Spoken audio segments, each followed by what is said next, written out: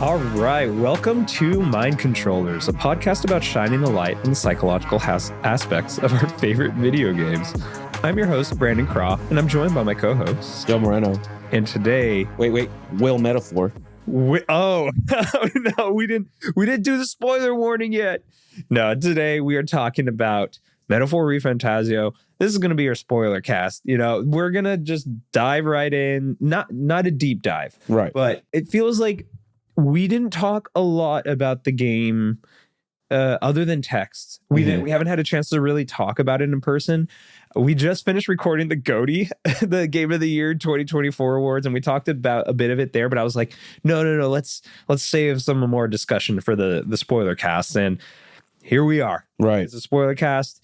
If you have not played this game yet, do yourself a favor. If you like JRPGs, and go play this. Go play this amazing, one of my favorite of all time video games. But yeah, I guess before we dive too deep into the spoiler cast, be sure to rate and review the podcast. If you like what we're doing here, if you're having fun, hang out with us, those ratings help out a lot. So really appreciate it. And I guess we could start now. I didn't have too much of a structure. We just talked about that, honestly. And I don't even know exactly where to begin. I'm assuming if you're listening to this, you played the game already. I don't think we need to give like a surface level of like how what's the game happening, plays. what the narrative is. Right? Yeah, I think the narrative here and there. Narrative, sure. Narrative is fine, but like the gameplay of like, you know, it's a different days and calendar system and all that stuff. No, you already know. And if you don't know, I don't know if you should be listening to this. You're naughty. You're not getting a present next year. Where do we start? Yeah, that's the thing. When you have something this big, this vast, a 90-hour JRPG, where do you want to start when you're talking about the game? I think maybe let's start not necessarily from the top of the game, but how we felt like throughout the game, and how did this game leave you feeling? Like what were some of the emotions you felt after you're done playing the game? Gotcha. After I finished the game, I went online and said, "Where's the Metaphor merchandise? I need it now. Here is my card, please." It was so good. Right. It was so good. But for reals, though, I think what stuck with me was a line that in the game where it says, you know, what is anxiety but a mixture of fear and hope, right? And I was like, yeah, you're right about that. You know, anxiety for the future. What do you want to hope to happen? What is your fear, right? Yeah. What do you fear could happen, right? And I was like, you know what? That's, you know, it's like, well, duh, yeah, man. But like in the moment, that message meant a lot because I did just come out of surgery, right? I was recovering. Didn't really know what the next couple of weeks would look like, going back to work, dealing with like some credit card fraud too stuff. Oh my God, I forgot. Right. And I was like, well, what do I want to happen? Right. And I think I was applying to a new job as well, or like going through the onboarding stuff too. So there's a lot of like stuff that was uncertain. And so what I did was like took a walk outside and was like, what do I want to happen? What is it that I'm hoping is going to happen? Right. Let's work to that. Right. Using this game and that message as like the structure of like, you shouldn't be too worried about this. You've already done, you know, a lot of this work before, right? You've dealt with this credit card fraud. I've never dealt with it, right? But got some reward points for it. So that was cool. Right? It's like looking at the silver lining of things. Yeah. Right. And after the surgery, that's rough because I was in pain a lot and I was just not having a good time. But this game, when I was playing this game, I was having a good time, right? The pain didn't matter to me. I just wanted to get through it because the narrative, it's just so compelling. I want to see what happens next, how it ends, how it all ties up together, right, in the end. And it really does. It really left me satisfied. Do you want to jump into the ending already? Or? I know, right? I mean, it is a spoiler cast. It'd be kind of hard to go through the whole game, like narratively, like in chronological order. Like that's kind of challenging. So if there's something you want to talk about with the very end, then yeah, I would say go for it. Okay. So yeah, so with the end, you know, we see Will, he becomes king, right? But he's not like the king that just sits there and does nothing, right? He's talking with the citizens, right? He wants to go on an adventure again, right? Everyone else joins him like, hey, we want to go too. I like that because that subverts like, you know, the generic like JRPG. It's over. The adventure's over. We're done, right? Yeah. Move on.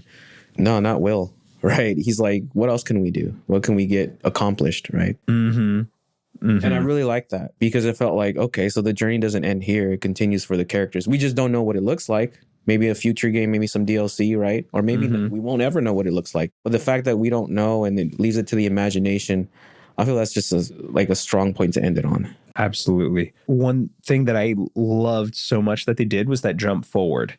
You had that year, what happened a year after he finally became king. And then you get to see what the society looks like, what Uchronio looks like now that he is the king. And you can see that, there are some changes. There's some like cultural changes, some vibe changes of where there's not so much hatred and anxiety from everyone anymore. But there is still some like underlying prejudice and racism that still exists. Oh, yeah. And you see him actively trying to fight against it. Because I don't remember if it was the first scene of that flash forward of a year, but it's also surprising to me that his face isn't plastered everywhere where like people don't know he's king. Because when you jump into the year afterwards, you see Will sitting in the tavern, the Honeybee Inn. Yeah. Right. Mm-hmm. And he's just talking to a patron and talking about they were talking smack about some other race there. Was it the Ujifs or was it one of those other races? The guy was like one of the, what are they called? Claymores, maybe? Clamores? I think one of the more standard races in Uchronia. Right, the Clamars, I think. Right? Yeah, Clamar. Yeah, thank you. I wrote them all down somewhere here, but I have 5 pages of notes in front of me. So, but yeah, he's talking to him about these people. And like, I think the guy is like saying something subtly racist. He was like, oh yeah, well I don't know. He did this, and I'm used to them like, I don't know, stealing and whatever. But this one, he actually wasn't that bad. And once I got to know him, he was like, oh, he's actually just another person. And then I think that left Will with a sense of satisfaction because that was one of his goals as well, was to like kind of create that utopia that he was reading about the whole time that was in this book that he carries around with him, which I have some questions about too. I'm like, I'll get to it later. I'll get to it later. But yeah, so for right now, he wants to create that equality that was preached in the book that Luis honestly preached, even though we don't agree with it. Luis's methods. He was going about it a different way. He wanted to wipe out humanity instead of let the strong survive. It was a meritocracy, what it was. Yeah, That's really what it was. Absolutely. I really appreciated seeing that jump ahead, seeing how Will is like in just some random inn talking to people as the king. Like you could tell he hates being like the bureaucracy behind it all. Yeah. He hates just signing papers and whatever. He doesn't want to be king. He wants to be there with the people. And then it was also really funny to see everyone who's like created this like cabinet position. Yeah, everyone has a position, right? Yeah. Even Basilio, who joins us like right at the end of the game, almost at the end of the game. Oh man, Basilio's and Delio. Is Delio, right? Yeah. I know he called him Del for short. Fidelio, thank you. Del, yeah. Yeah. And just their whole story was heartbreaking too. But yeah, it was fun to see everyone who played a part in getting him elected as king, but more importantly, getting rid of Luis, is now like helping him become king and kind of like doing their job better than he is. Because he's just like, nah, fuck this. I don't want to be in here like writing stuff down. I just want to hang out with the people and get to know them better and be more down to earth. And I really appreciated that. Yeah, it was such a fun game. And for it to conclude that way, right? Not even to mention this other story stuff of like, it feels weird because I'm like, oh, I don't want to spoil it. But this is like a Spoilercast. Just finding out that your now deceased parents, were kind of following you and protecting you the whole game. Like that was absolutely beautiful. I couldn't believe it. So I guess for anybody who's listening who hasn't played the game but doesn't care about the spoilers, you are the rightful prince. Like you play as a manifestation of the subconscious of who the prince wishes he could be in a way, a more adventurous self. And you somehow turned into a real person. And then you go out and do everything in the game, but you eventually merge with your body again, and you combine and become the prince once more. This is the prince's will. You're playing as the prince's will. Yeah, and your name's Will. His name is Will. Right? That's the metaphor. Yeah. But so your dad was the previous king who was assassinated by Luis, but your dad also had a similar thing happen to him where his subconscious, of who he really truly wanted to be, broke out, split off from him into its own manifestation. That is More. That's the Thomas More character. That's like the Igor, right? Yeah, in the academia, in Velvet Room, in Velvet Room, academia. They're the parallels. Igor, exactly. I know. So there's that template that they borrowed from Persona for sure. But which I'm all for. Yeah, I love it. I'm here for it. So then your dad was Thomas More, who helped you research and learn more about archetypes. But it was your mom who is the spirit voice, so kind of like almost like a narrator in a way at some points of the game. You don't ever see her. She's only just a voice, but she's also the voice that speaks whenever you unlock a new archetype and whenever you unlock your archetypes in general. She was the one who helped you. She's the catalyst. Yeah. Start it all off. And I thought that was such a beautiful message that your parents, though they are now gone, have instilled these things upon you that you carry with you, and they're still there protecting you. Not to mention that your dad wrote the fucking Utopia book that you are carrying around with you under the pen name of Thomas More. Yeah, sorry. I once again hopped on my soapbox again, stole the mic. No, it's all good. I mean, yeah, that twist, right? And you see it coming for sure, because there's a point where he can hear the voice, right? The disembodied voice. Oh, right. I was like, they make note of it. Yeah. And he's like, why can I hear that? Right. And it's like, oh, well, okay, that's his wife, right? Or, mother of Will. Right. Mother of Will. Yeah. And I was like, okay, you start connecting the spots or the pieces together, right? The puzzle. And then you get to that scene where Thomas More is like, no, we can have Utopia here, right? It transports you to Tokyo, right? Shibuya. Yeah. Right. That was wild. And I think you can choose to stay there. You can. And I think the game just ends. Yeah.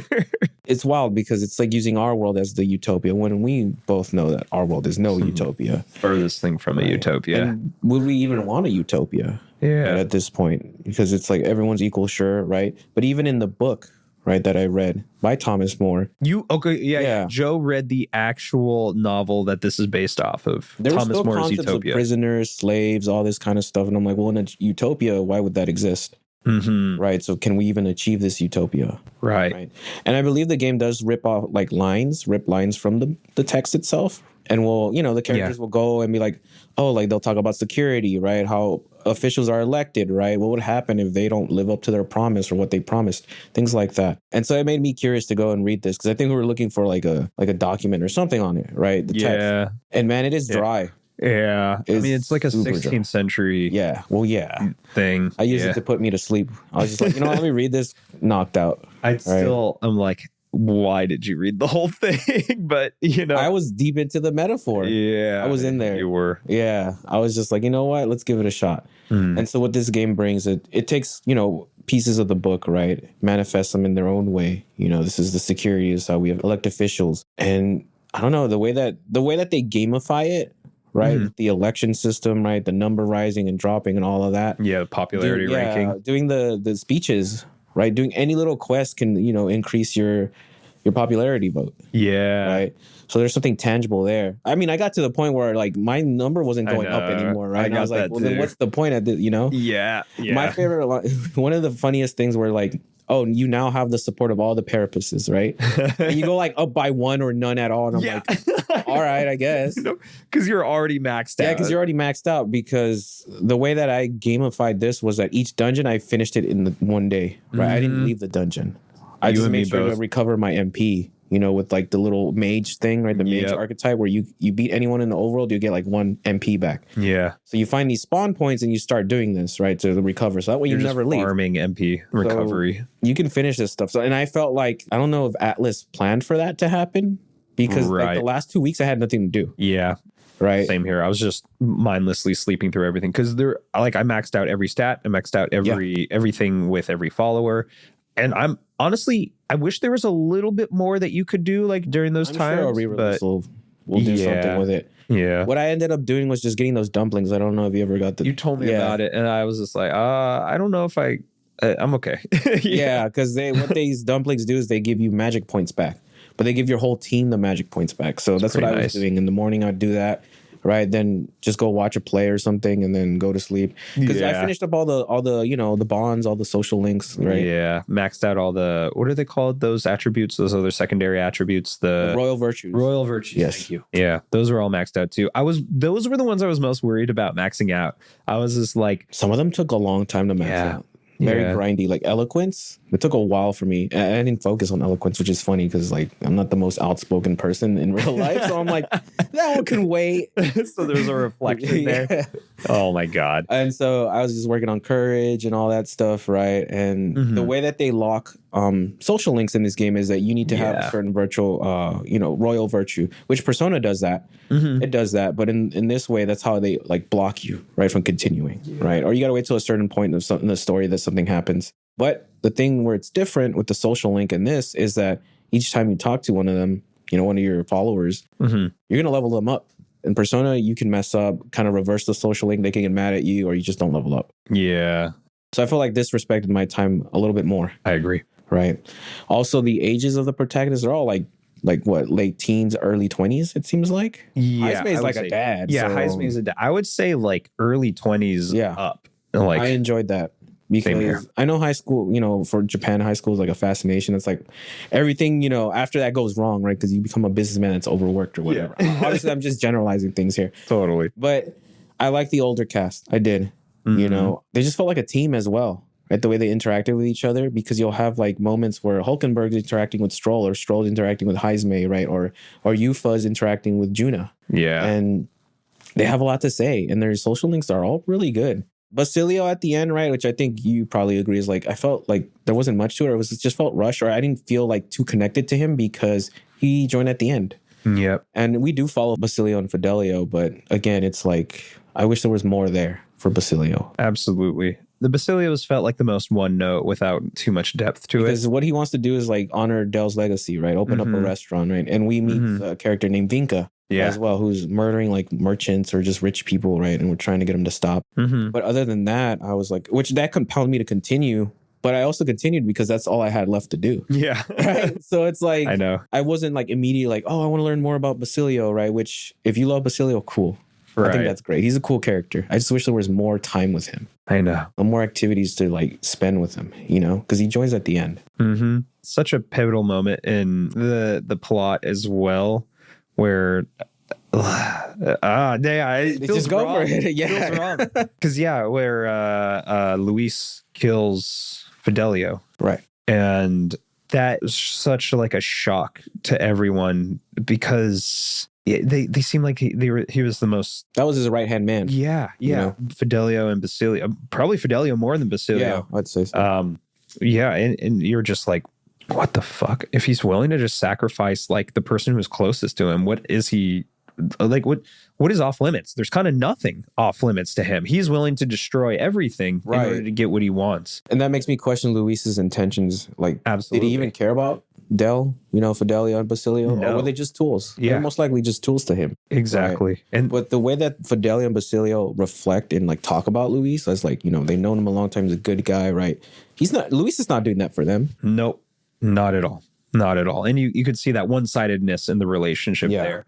And that's why I think it hurts so bad, because of their devotion to him and their belief in what he was doing. And it sounds like towards the end, I mean, obviously you won Basilio over, but it seemed like Fidelio was probably going to eventually be won over too. He was very skeptical of the main crew the whole time. Like day one. Yeah. So that was like kind of fun to see him slowly teeter on the line of, is he about to catch them in the act and like reveal this big thing to Luis and then force Luis to play his hand against the protag, but that never happens. And there are opportunities for Fidelio to essentially snitch, right? There are times where the party is just talking about, this is what we're going to do, right? And they're still in the gauntlet runner as well, Fidelio and Basilio, right? They just don't overhear it, or maybe they do. Or maybe, he decided not to snitch, right? Not to say anything. Yeah, it could be that. I'm sure he had his reason. But either way, he gets killed by the person he trusted the most and believed in to take him into a new era that would be better for humanity. And funny I say humanity, because that is a very charged word in this game, because humans are a completely they're the different monsters. thing. Yeah. Think of like I want to say the Titans from Attack on Titan, but that's not even true. Honestly, right? yeah. I mean, they're inspired by Hieronymus Bosch's paintings. I wrote a lot about this guy. I'm very excited to get to the full deep dive episode and like to do the video because I did a lot of research. But yeah, with Hieronymus Bosch, he was just like the 17th century.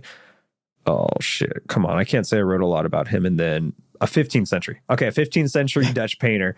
Yeah, and apparently like the influences, I guess, that Hieronymus Bosch had when creating these things is very religious filled. And did you see the painting where a lot of this is taken from? I saw the panels of Berserk that someone posted on the subreddit, and I was like, "Hey, I have Berserk Deluxe Edition 1 and 2." So that's where I saw it. Yeah. Yeah, I have them. Is a panel painting by Hieronymus Bosch. I think his most famous one is the Garden of Earthly Delights. Yeah, here we go. There we go. So I just have it pulled up for Joe right now to check out. But yeah, in this photo, you can see literally every single human design that's in the game is in this photo. I don't know why it wasn't loading in that other version. But yeah, you could see there's the egg-shaped one. The ears with the knife in it. Yeah, the ears with the knife. The audio listeners are probably like, if you haven't played this, you'll be like, what the hell? I know. The fish guy. The fish man with guy. He might be in another painting, actually. But yeah, I know I saw him at some point in one of these paintings. But yeah, it's so interesting to see these kind of like amalgamations of body parts in humans and then combine it with this religious undertone that is in here. Because I think that captures, I mean, we don't know why he painted these pictures. Like it could be anything, and scholars have theorized about the meaning behind a lot of it. But I'd like to imagine that he wanted to make some sort of statement against like humanity at the time, against probably Christianity, since this is all taken from the Bible, and the Christianity was huge at this point of history in the 15th century. So I feel like this was kind of his artistic way of rebelling against it and kind of showing how humanity is kind of like these weird creatures. And I feel like he created these to invoke this sort of sense of anxiety and like disturbance of seeing. And we touched on this when we talked about the horror, when I talked about the horror episode, of how the things that are most disturbing are the things that resemble humans, are slightly altered. And this kind of hits that to a core. Oh yeah, for sure. You see these like designs, these creature designs in his paintings in the video game, and you're like, what the fuck? Because it's just like body parts in different places. Body horror type thing. Yeah. And it's so brilliant. I have no idea why the fuck they wanted to include this in the game, but it works so well with their theming of anxiety and fear and of humanity and like trying to equalize like all the living humans and I keep on saying humans, but in the game, humans is one thing, and in the game, you know what I mean. Yeah. Humans are the enemies, right? But aren't we all humans? Yeah, exactly. But then we find out that the Eldens are the original humans, right? Yeah, from like our world, essentially. Yeah, right. Essentially. And what we see as the monsters, who they call humans, are actually just all these other races who are exposed to so much magla, which is the magic in the game, that is powered by anxiety, and they become overwhelmed from this sudden surge of magla that they turn into these amalgamous body horror-like creatures, meaning that we fight. Anyone can turn into a human. Yeah. But it's just the Eldens who have been directly linked back to the original timeline, and then Luis, uses that to his advantage and says, "No, the Eldens are descendants of the humans. Look," and then he changes Will into a human. And then people freak out, but it's like, no, this could happen to anyone. And this is exactly what he wants to do with like all that power of being king with the royal scepter. He wants to turn everyone to a human and make that his way of making everybody equal and getting rid of inequality. And that the fact that I'm like ranting about it for this long is just so profound to me. Like, I fucking love it. There's so much thought put into the narrative of this game. And even the royal scepter itself. Someone online said it's like the antidepressants of the world, right? They're right. I guess so. Or the anti-anxiety medication, right? Because the scepter is holding back the anxiety, the magla. Was it holding it back? I thought it was absorbing all of the anxiety and like. So once you kill Luis, right? It's like, well, you're gonna deal with it now. It's your anxiety. Deal with it. Yeah. And he totally uses that to his advantage because he wants to instill the most anxiety amongst everyone because they describe Luis at the beginning of the game as like this master strategist, like this war general who can see 20 steps ahead of everybody else. Yeah. Right. Because even I was like, how the heck are we going to beat this guy? I know. Right? He's a master magician, tactician, right? He plays basketball. I know, right? Bro, I don't know how we're going to beat this guy. Yeah. You see my guy? You see Will?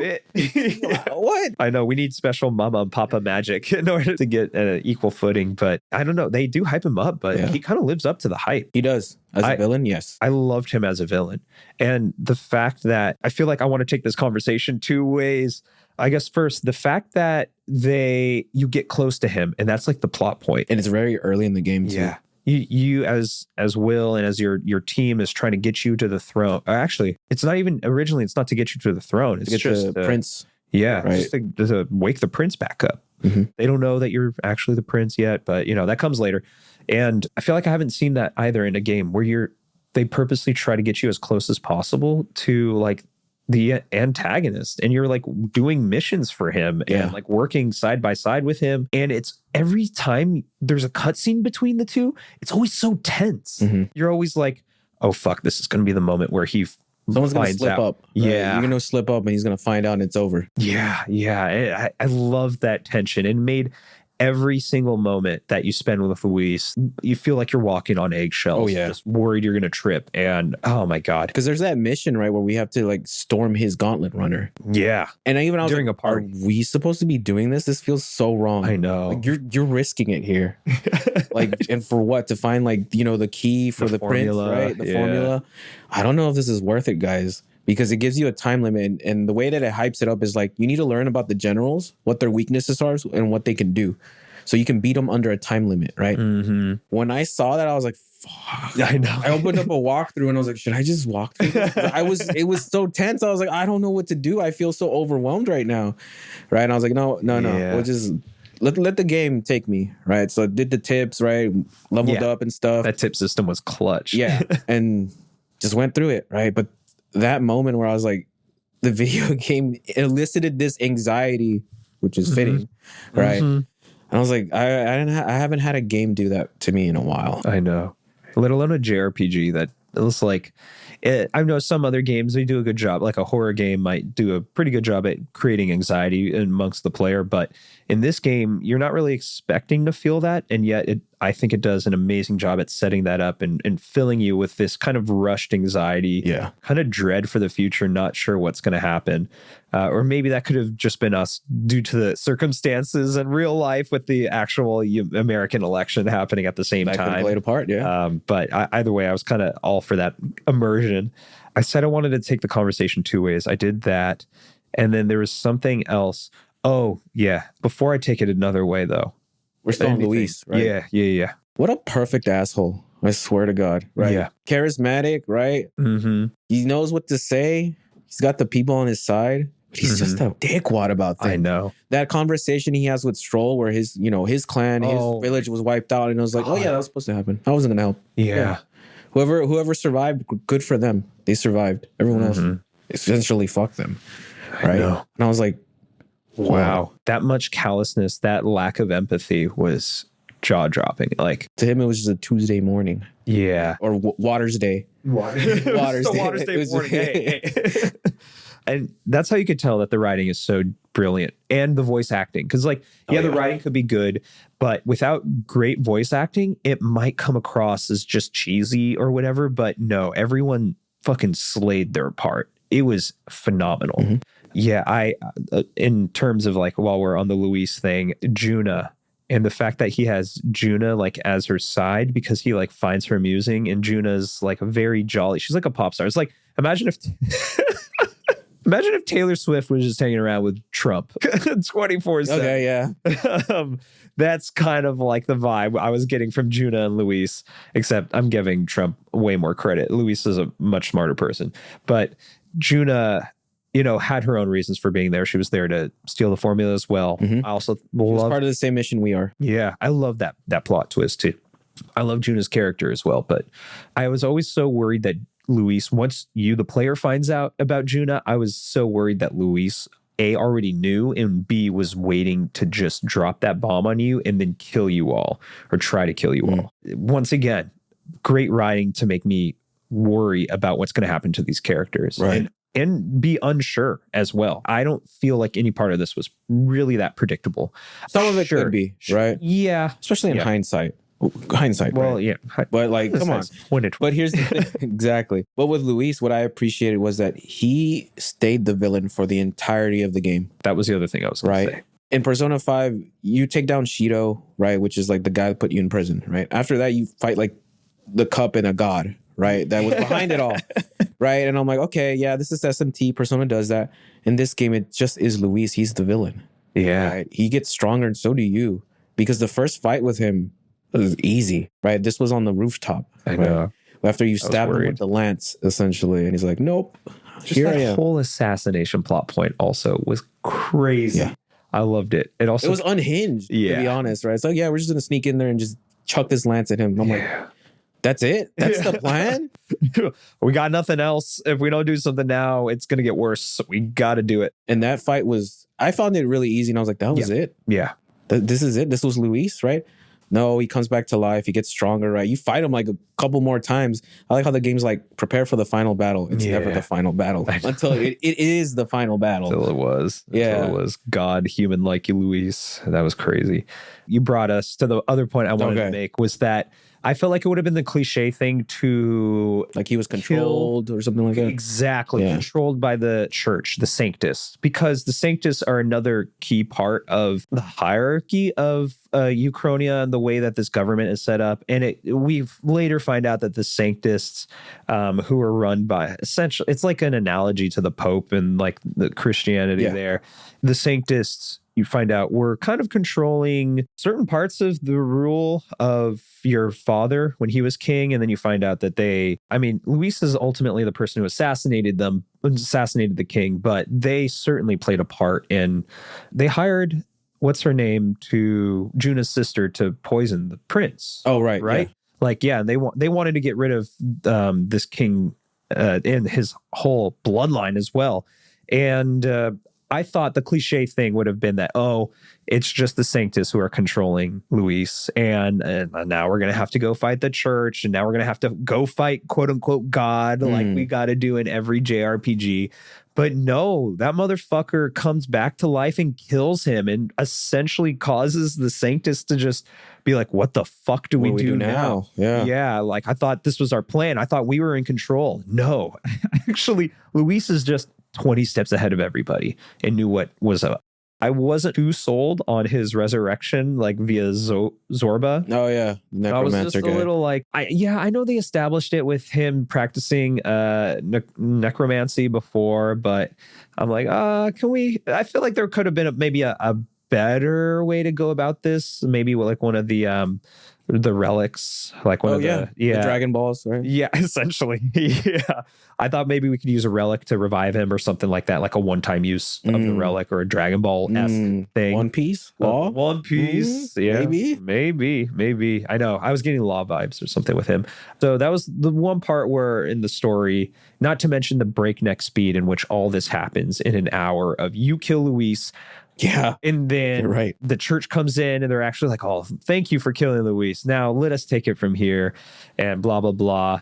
And then Luis comes back to life, kills them. And then there's just a lot that happens within that hour of cutscene and gameplay. And that's like, is that even the halfway point? It was like a 3/5. I would say it was about the 3/5 point of the game. Which is wild. Yeah. There's so much more after. Because I thought we would be done after this, right? After we killed Luis the first time. That was it. I was like, oh, okay. No, it's not over yet. You got so much left to do. Yeah. There was a lot left. Yeah. But Luis, again, what a villain. Like, yeah, all in, right? And there was like no redeeming quality to him. Like even Yufa, who's somebody who like joins us, right? She's like, why would we kill him, right? What is taking a life accomplish? She meets him and then she's all like, okay, when are we dropping, boys? Right? And it's like, wow. Yeah, I know. That's a good point, actually, because I forgot Yufa was very I guess naive, mostly because she comes from Right. yeah. She's the good in people. She's a Mustari, so she could see like the energy, the magla around people, and because she was Mustari, they were mostly secluded on this island, so she had never really experienced like the whole world, so she had no idea how terrible Luis was. And those islands kind of gave me How to Train Your Dragon vibes. I actually never seen that movie. Yeah, I don't know. Someone told me that, and I was like, I can kind of see it. I think I've seen the first movie sometime 10 years ago. I don't know, some time ago. It was very much an older, like a Eastern European-esque religion where you have like the multiple god. I forgot what the religion is called, where you like believe in a lot of different nature gods and whatnot and stuff like that. That was kind of the analogy I was getting from them. So They're looked down upon, right? Yeah. How to Train Your Dragon is Viking-esque, right? So I guess I could see the same themes with the dragon god, right? All of that. True. Oh, right. Yeah. Recadios. Yeah. Mo. You gotta guess. Yeah. Sorry. They're talking about Metaphor. I gotta get in there. Damn, he's the will. Do we just talk about like our characters now and everything? Can, yeah. You know, so the character I really liked a lot was 40 minutes, by the way. That's wild. So characters, right? Characters. I like the Alonzo social link. I'll call it the social link because that's what my persona brain is used to. Yeah. Followers doesn't sound quite right. Followers, bonds, whatever. Yeah. Because he's like this conniving guy, right? He's like a con man, right? But he's really doing it he's got a heart of gold. He's doing it for his mom. Right? Yeah. It's just like, okay, gotcha. But there's a point in his in his story where he just flat out gets killed for the benefit of you, Will. Right? Yeah. And I was like, nah, bro's gonna pull like a Naruto, like shadow clone jutsu type thing. Yeah. He's dead. He's gone. He's gone. Right? Gone. And I look it up and I'm like, he's gone. He's dead. I'm like, what the fuck? Why is he dead? And it's like, oh, congratulations, you're rank 8 now. Yeah. He's gone. What do you mean he's rank 8? Right? Later on, you find out that he was, he did pull like some anime magic shit. I felt so relieved, to be honest. Yeah, I was like, oh, thank God you're still alive. I was just like, I really liked him. I liked his story, right? Because he's all like, you know what? You're going to need my skills, my con man skills when you become king. And I'm like, yeah, I can see that, right? Because absolutely. Not everyone plays fair. Having that guy on your team, get me that guy, right? Mm-hmm. And so when he died and I was just like, that's it? That's where it ends? I was like, what the fuck? I know. And that solidified it as like, you know what? His death means something. And then, it means something. There were some stakes to it. And then, he's alive. And I'm like, okay, we'll forget that you're alive. But you're a cool dude. I like your story. It felt so final, so finite, right? That it doesn't matter if your bonds are this strong, right? You're still like, mortal. Yeah. Anyone could knock you out. And I think that's what I really like about Metaphor is that I can be level 99. I can have all my royal virtues up, right? People are still going to hate me. Mm-hmm. Right. I'm still going to be like, hated and maybe working towards something else, right? Trying to appease the people. Doesn't matter how strong you are, you're still going to have those haters, right? And it's like, yeah, that's true. Yeah. No matter where we are, people are not going to like us just the way we dress, we look, whatever, right? That's the message in this game with it's just racism at this point, right? Because it's like you go through the town and like, ugh, an Elda, gross. Right. There's a line where it's like, why would you do this as an Elden? Is this the only thing you can do, right? To get attention? And it's like, yeah. What are you talking about? In relation to running for king, that's why they said that comment is like, is that the only thing you could do to get attention? Like, what else is he supposed to do? Anything else you guys would look down upon anyways, right? Yeah. Might as well go big or go home. So easier to win the crown, right? But like that toxicity and just that racism, I was just like, it's so charged. And it's like, if you've dealt with racism or know people that dealt with it, it's just like, oh, like I want Will to become king to, shut up the haters essentially. Yeah. Right. And it's like, there were so many factors in this game that just push you forward, push the narrative forward, that you want to see how this all works out. Or does it even work out? We don't know, right? I mean, we're talking about how infiltrating Luis's ship, is that a good idea?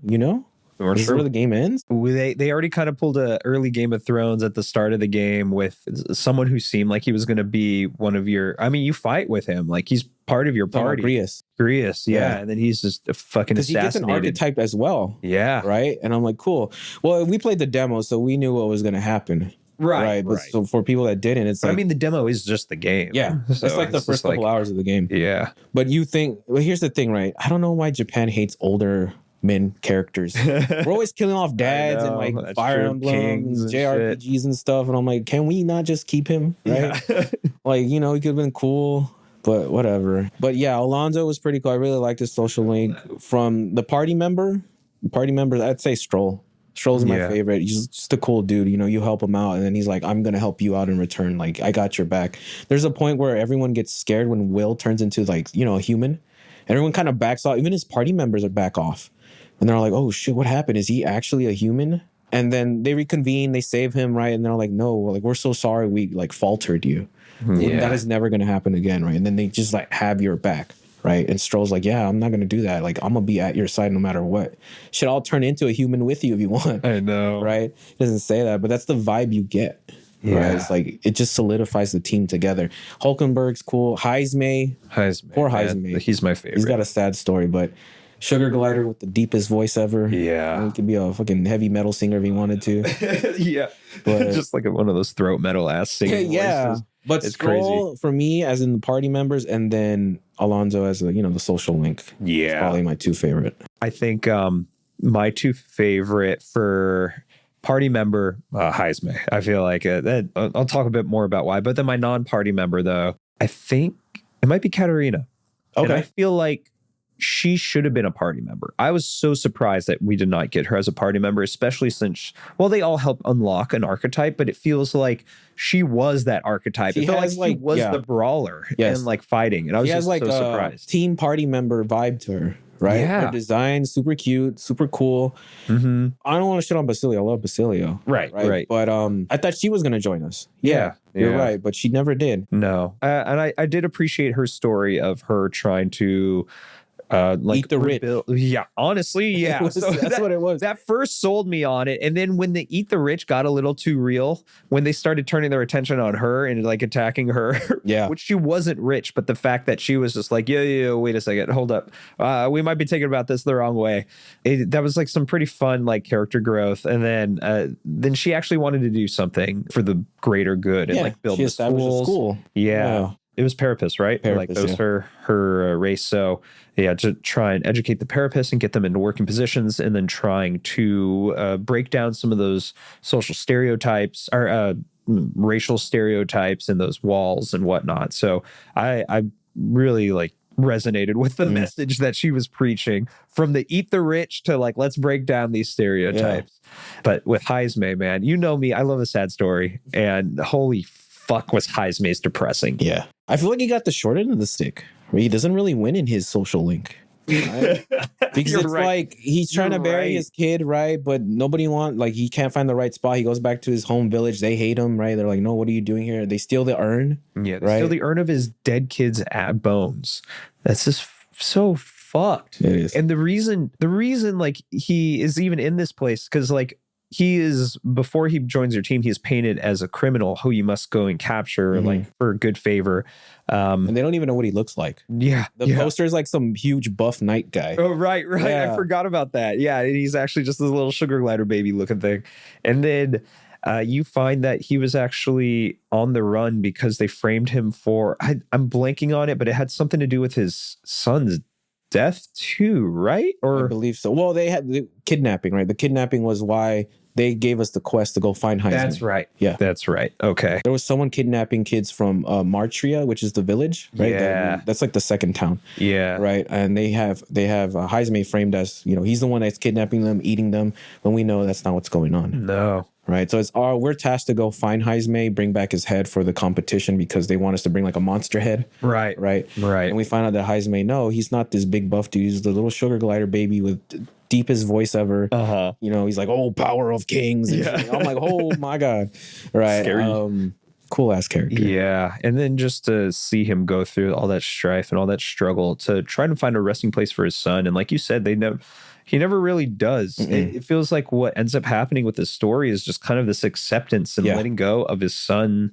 Not even the memory of him, because it's like he's just reconciling like all those moments that he had with him, and he's going to hold them together. But I think he became I wouldn't even say obsessive, because I would say anyone would just at least want to give a proper burial in one way or another to their child.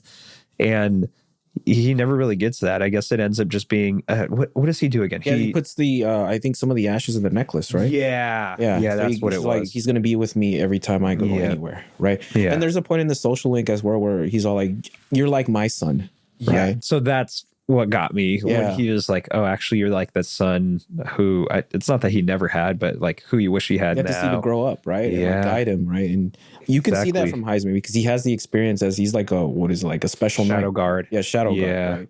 He has that experience, and he teaches you if you do his social link on even like the bonds or at night where you can hang out with them. He'll teach you things like, oh, this is how you'll, listen to enemies, right? Like always be on your guard. Let's try again, that kind of stuff. He's very fatherly. Yeah. Right? Even to Will. And he doesn't have to be. Another thing, Heisman is a racist. He hates carapaces. He was distrustful of them. Yeah. He certainly He's was. Like, I don't like you guys. I don't. Know. Right, with Basilio and Fidelio join, but that doesn't get in the way from the bigger picture. Yeah, right? We're trying to get the king or the prince, revived. Right, have him take over. Yeah, I don't like you, and I'll talk shit, but we'll keep things civil. Yeah, right? And even at the end of the game, I don't think that's reconciled. I think he's still a racist. But he's low key. He's low key about it, I guess so. I think I would like to imagine, ideally, that he probably was motivated by everything that just happened, and then maybe wasn't as racist afterwards. Hopefully, put a drink in him, and we'll see. Yeah, that's true. Honestly, I guess other than the racism from him, I low key forgot about that, but I totally remember now. He was my favorite. He was my favorite party member. Yeah, really cool design. And like his, he was a dodge tank for my party. Yeah. And I mentioned it, I think, in the game of the year, but like dodge tank, dodging everything. You give them an item where when you dodge something, the enemy loses all their turns, right? You just go to town on the enemy after that. That helps so much during the bosses where they spammed like essentially their version of, oh, I'm going to go infinite turns. Dude, that was so annoying. It was. Oh my God. I was like, oh, I'm going to die, aren't I? Yeah, when they fucking giving themselves 8 additional turns, and you're like, what the hell? Even on easy, I was getting wrecked sometimes.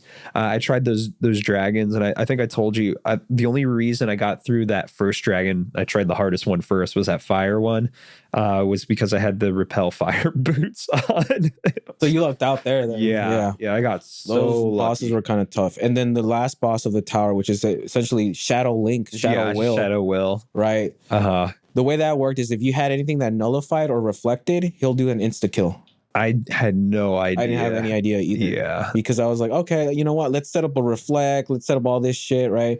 I still get just wiped. So I had to go online and be like, oh, okay, this is why. And even then, the fight was still pretty long and it was tough. Yeah. It was because I was still struggling with it, but I got it done. And I was like, whoa, this is not the final boss. I know. What's the final boss look like? Well, but you can make the final boss stronger. When you have to break the crystals? Don't break them.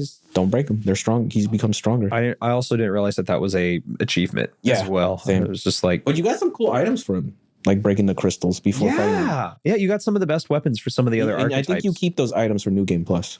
Well, then why the fuck wouldn't I? At least the first time, right? Yeah. With Luis. Back to Luis. Yeah, that final fight... I mean, I guess, he kind of turns himself into like the ultimate human in order to enact this thing, not necessarily fighting God, but certainly fighting the most powerful thing. And then you beat him and then he goes away. But there's still some unanswered questions, I felt like, from What are Luis. those questions, Brandon? Where did he get the copy of Utopia from?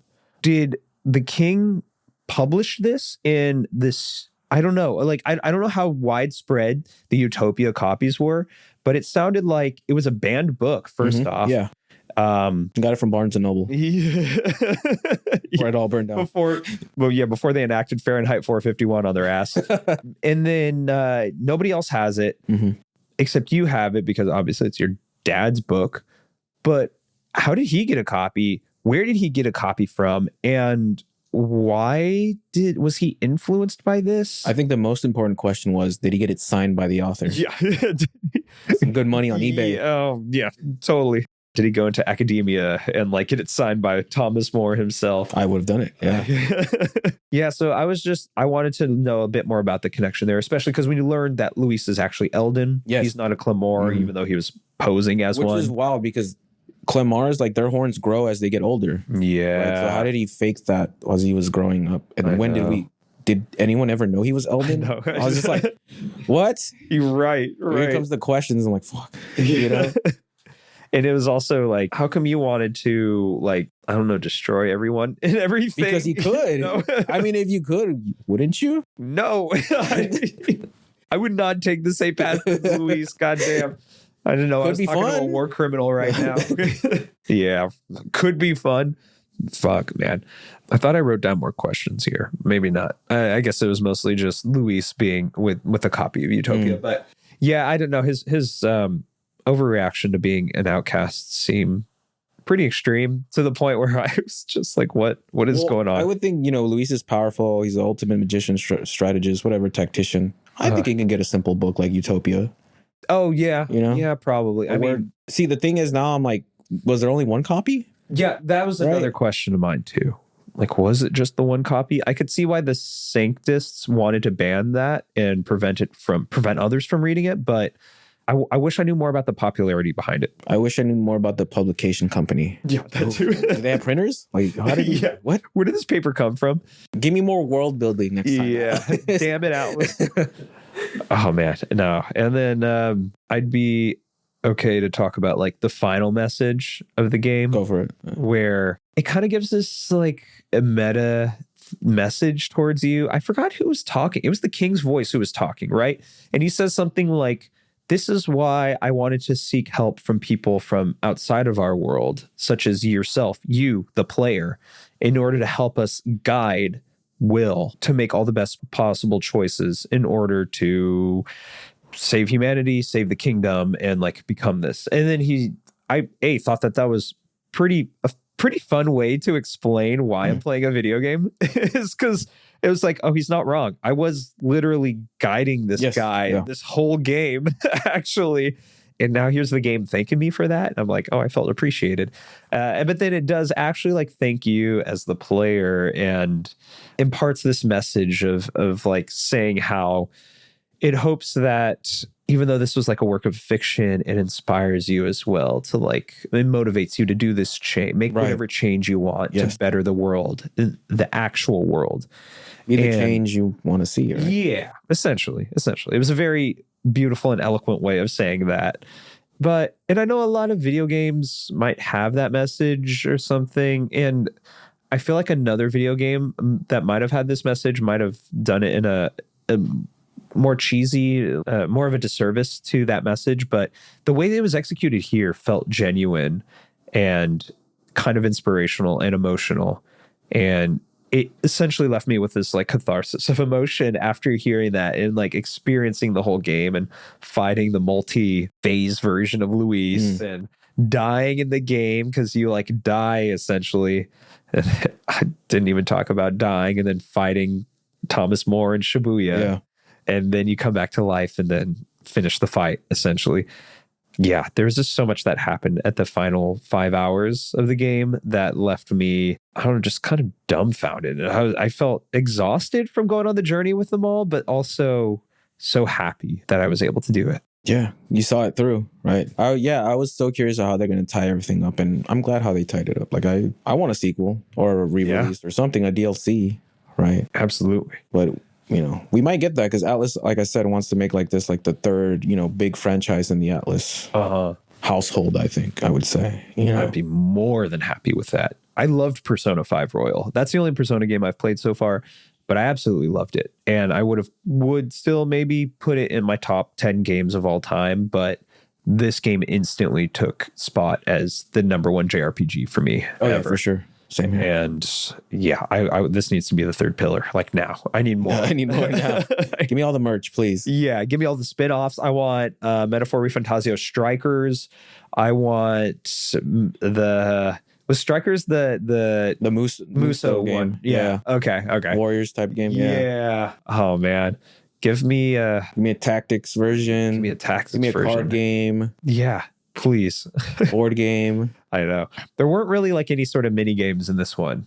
There was like fishing. There was the Tony Hawk mini game. Oh, yeah. But that was a low point. Yeah. That was a low point in that game. Yeah. I died more in that. Fantasy is dead because of you. What was the message at the end with the fantasy? It was like fantasy lives on. Fantasy lives on, maybe. Like yeah. It's funny that they kept on saying fantasy is dead because you were fantasy. It felt a little. That's the metaphor. Yeah, exactly. But I don't know. I still really enjoyed it. Okay. What do you think? It's about to hit an hour. Okay. Final thoughts? I could keep going, but I don't want you to. You have the other one to edit too. I'm afraid of that. I'm afraid of that 2-hour one. Not gonna lie, that one's gonna take me a couple days probably. No, I feel like I've said my piece so far on Metaphor. I'm still want to do a deep dive because I've been writing a bunch of shit on this, and I still want to do a video, and we're gonna do that for sure. I think maybe once I feel finished with the script, we'll do the deep dive. So I feel good right now. I feel like I got it off my chest. But what about you? What do you have any final thoughts for it? I mean, this is my game of the year, maybe game of all time. Yeah. We might be talking about this next year, 2025. Metaphor every year from now on. Honestly, I think it's going to stay with me. The fact that I finished this game, what is it, over a month ago, and then I'm still just awestruck by it. Yeah, is saying something. The gameplay, the messages, the character, the art. Dude, like I was going to GameStop trying to take their posters, man. Oh, you were? Yeah. That's kind of sick. I was like, because I want that, right? Give me like a display. I just want merch, man. Yeah. I mean, I have my Metaphor shirt, right? I got this shirt on. It looks pretty sick. Yeah, so I was like, but I want more. I know. This is why I work. So I can give you money, Atlas. You want to give money to Atlas. Yes, they're not taking your money yet. No, but not enough of it, at least. I know. Oh, actually, there is a Metaphor gaming chair, $500. Oh my God. Yeah. Is it comfy? Looks nice. Okay. I don't think it's a Herman Miller. Right? Those are like $2,000, but no. Okay. Too bad I got to go to Evo. If I didn't have to go to Evo, that chair would have been mine. Maybe one day. Yeah. One day you'll get it. All right, man. Well, this game affected us emotionally and felt like we went through those emotions yet again while talking about this game. I feel a little exhausted. This is also our second pod of the day. That too, yeah. Who knows when this one's coming out, but it'll be out eventually. But anyways, thank you all so much for listening. Holy shit. It's been a wild ride, especially with this game. Be sure to follow us on the socials, Instagram, YouTube, Twitch, Twitter, Blue Sky, TikTok. And if you haven't done so already, subscribe to the pod, rate the pod, love the pod. And if you have the financial means to do so, we do have a Patreon. We got just like a $1 tier right now. And I'm working on maybe having some little fun stuff for the people who subscribe. So I really appreciate it there. But for everybody else, take care of yourselves. Don't let the fear and anxiety get to you. Don't become a human. And fantasy is not dead. Live out your fantasy. Fantasy lives on. Yeah, fantasy lives on. Yeah. Take care, everybody. Goodbye.